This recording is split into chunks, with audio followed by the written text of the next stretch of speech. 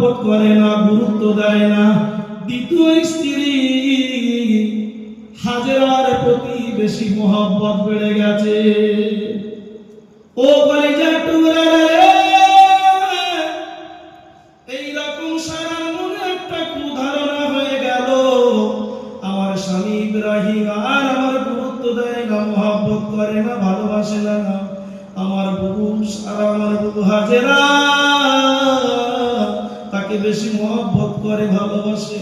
তাই মনে মনে একটা শয়তানি প্রলোভন নিল, প্ল্যান করলো, অতএব আমি এ জায়গায় রাখবো না, আমার স্বামী থেকে আলাদা করতে চাই। একদিন স্বামীকে ডেকে বলেছিল, স্বামী গো, আমার বুবুকে বেশি ভালোবাসো, তার সন্তান হয়েছে, আর আমি প্রথম স্ত্রী সারা, আমাকে মহব্বত করো না, ভালোবাসো না, গুরুত্ব দাও না। এইরকম স্বামীর সঙ্গে ইব্রাহিম আলাইহিস সালামের সঙ্গে সারার মধ্যে একটা কথাবার্তা, তর্ক বিতর্ক লেগে যায়।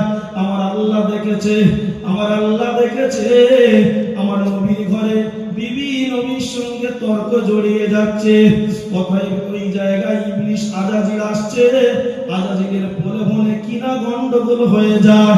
ও কলিজার টুকরা রে, আমার আল্লাহ জিবরাইল আলাইহিস সালামকে পাঠিয়ে দেয়, ও জিবরাইল যাও যাও যাও, চলে যাও, আমার নবী ইব্রাহিম খলিলুল্লাহর কাছে মুহূর্তে সংবাদ দাও, আমার নবী খলিলুল্লাহ যেন তার দ্বিতীয় স্ত্রী হাজেরা এবং তার সন্তান ইসমাইলকে নিয়ে ওই বাড়ি ছেড়ে দিয়ে যেন মরুভূমির দিকে চলে যায়। জোরে বলুন সুবহান, আর একটু জোরে বলুন সুবহান।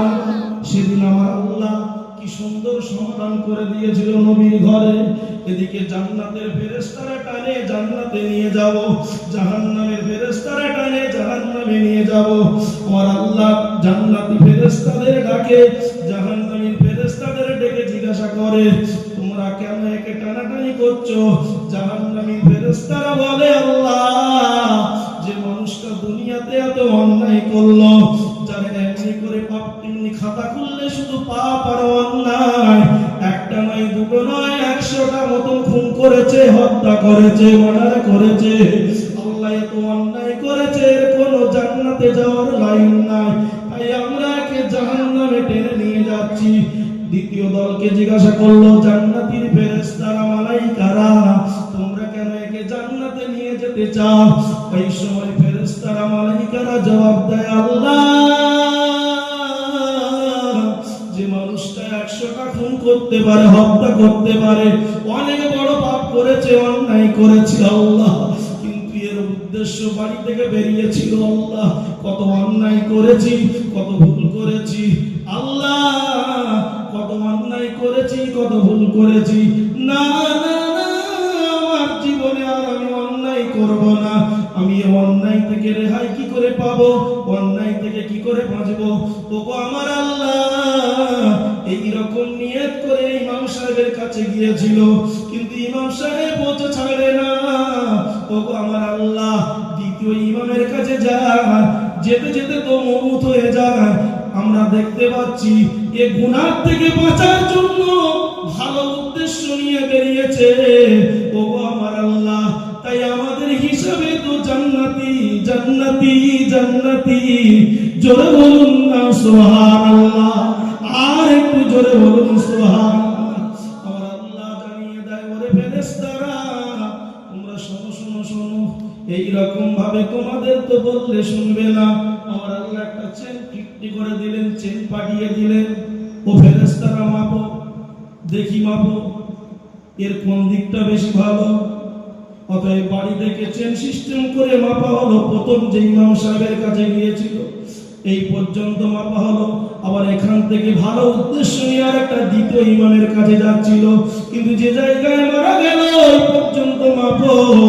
এইরকম ফেরেশতারা যখন চেনটাকে, ফিতেটাকে নিয়ে মাপতে গেল, দেখা গেল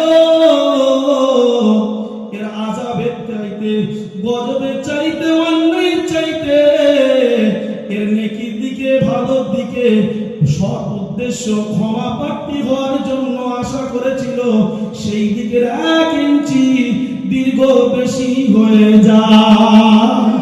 আর একটু জোরে বলুন সুবহান, নারে তাকবীর।